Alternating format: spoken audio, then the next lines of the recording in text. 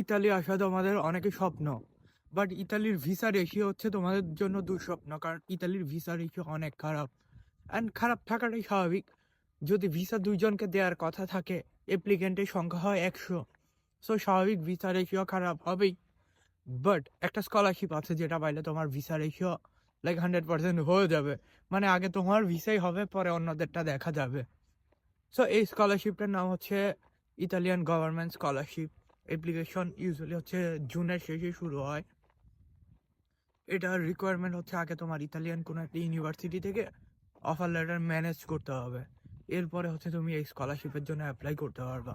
So that means তুমি এখন ইউনিভার্সিটিগুলোতে apply করবা, অফার লেটার আসবে, এরপর তুমি এই স্কলারশিপের জন্য অ্যাপ্লাই করবা।